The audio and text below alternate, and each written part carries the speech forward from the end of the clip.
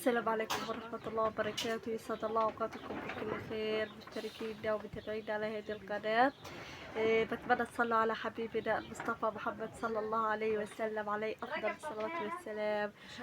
احنا في أواخر 10 أيام في رمضان.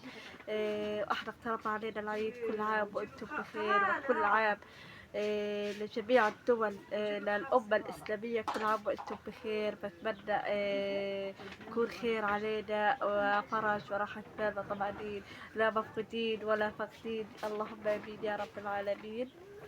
بتمنى يا أحباب الله ما تنسونا في أواخر 10 أيام في شهر رمضان المبارك الكريم. اللهم اجعله خير لنا ولكم، وعافية ورزق وطمأنينة وراحة بال، اللهم آمين يا رب العالمين. لا تنسونا أحباب الله، ولا تنسوا دعمكم لينا ومساعدتكم لنا فضلا وليس أمرا في آخر 10 أيام في شهر رمضان، لأن احنا بحاجة إليكم في آخر 10 أيام من شهر رمضان. لا تنسونا أحبابي بالله، ولا تنسوا أهلكم في قطاع غزة، ولا تنسوا كبار السن، ولا تنسوا إخوتكم في قطاع غزة، ولا تنسوا أطفالكم في قطاع غزة فضلا وليس أمرا. وبتمنى أن تمدوا لنا يد العودة إلى أطفال غزة، إلى نساء غزة، إلى أمهات غزة. بتمنى أن تساعدونا لو بأي شيء بسيط، لأن احنا جاي علينا عيد. بدنا نفرح، بدنا نعيش زي الناس، بدنا احنا ناقصنا كتير شغلات. يعني الأطفال في العيد بدهم حلويات، بدهم كتير شغلات، بدهم ينبسطوا، بدهم يطلعوا، بدهم يطشوا، بدهم يفرحوا. أحبابي بالله بتمنى إنكم تساعدونا وتفرحونا في العيد هاد، لأنه مر علينا 6 أعياد لا فرحة ولا أي شيء. أحبابي بالله من نزوح لنزوح، من شطشطة لشطشطة. يعني احنا كتير علينا في ال6 أعياد اللي مروا علينا. وبتمنى أحبابي بالله إنه في هذا العيد نفرح وأنتوا تفرحونا وتوقفوا معانا وتبسطونا. أحبابي بالله فرحونا، بتمنى إنكم تفرحونا وتفرحوا أطفالكم وتفرحوا أمهاتكم وكبار السن فضلا وليس أمرا. بتمنى إنكم تساعدونا لو بأي شيء بسيط، وتدعمونا وتفكوا بجانبنا. ورابط الواتساب للتواصل موجود في صندوق الوصف أحبابي بالله، للتواصل معنا للتبرع. بتشرفونا أحبابي بالله. وبتمنى أن تقفوا معنا وتفرحوا قلوب أهل غزة، وتفرحوا أطفال غزة، وتفرحوهم كتير، لأنه احنا بحاجة إلى وقفتكم معنا، وبحاجة إلى مساعدتكم لنا، لحتى الأطفال أطفالنا ونسائنا وكلهم يفرحوا في هذا العيد المبارك. كل عام وأنتم بخير، لأنه احنا في 6 أعياد ما فرحنا فيهم. فبتمنى منكم أن تقفوا معنا وتمدوا لنا يد العودة إلى غزة لحتى تفرح في هذا العيد. بتمنى أن تساعدونا لو بأي شيء بسيط، نحن مطالبين منكم كتير. وبتمنى يا حبايبي بالله انكم توصلوا الصوت هنا لجميع الدول العربية.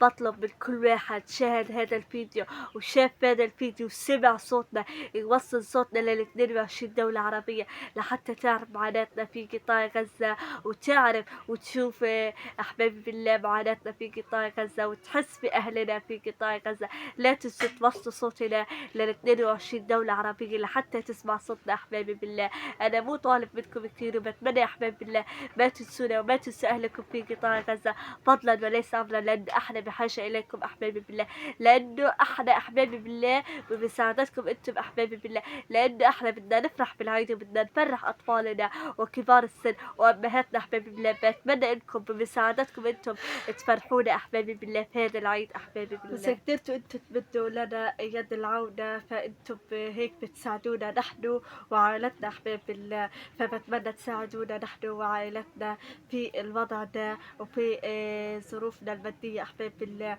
وبتمنى لا تنسونا من وقفتكم معنا، وشيركم يا أحباب بالله بجيب غيركم، شيركم بجيب غيركم. لا تنسونا يا أحبابي بالله من الشير. بتمنى ما تنسونا من اللايك والشير وتفعيل زر الجرس لحتى يصلكم كل جديد أحبابي بالله.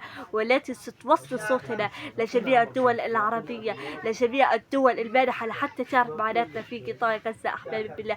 وصلوا صوتنا لل 22 الدولة العربية. أنا طالب منكم توصلوا صوتنا لل 22 دولة عربية أحبابي بالله، لحتى تعرف معاناتنا في قطاع غزة، وتسمع صوت أهل قطاع غزة الذين يعانون أحبابي بالله، لأن احنا بحاجة إليكم ولجأنا إليكم أحبابي بالله. ما إن سوى الله ثم أنتم، ولا تخيب أملنا فيكم.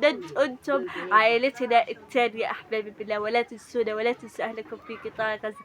واللي حابب يساعد وقادر يساعد يتواصل معنا عن طريق رابط الواتساب للتبرع. بتشرفونا وحياكم الله جميعا وجزاكم الله كل خير. ولا تنسوا الصلاة على حبيبنا المصطفى محمد عليه أفضل الصلوات والسلام، لعله يكون شفيعا لنا ولكم في هذا الشهر الفضيل المبارك الكريم. اللهم اجعله خير لنا ولكم، وعافية ورزق وطمأنينة وراحة بال. اللهم آمين يا رب العالمين. عليه أفضل الصلوات والسلام. أين هي الضمير اللي عندكم؟ أين هي الإنسانية؟ وين هي الضمائر؟ وين الدول المانحة؟ وين الدول العربية؟ أين هي 22 دولة عربية لحتى تشوف معاناتنا في قطاع غزة، لحتى تشوف معاناة الشعب الغزاوي كيف بيعيش في خيم، كيف بيعيش في الأجواء اللي زي هيك. فبتمنى أن تقفوا معنا وتساعدونا، لأن احنا جينا عيد. فبتمنى تمدوا لنا يد العودة، لنا ولأطفالنا، لأطفال غزة أحبابي بالله. لا تنسونا.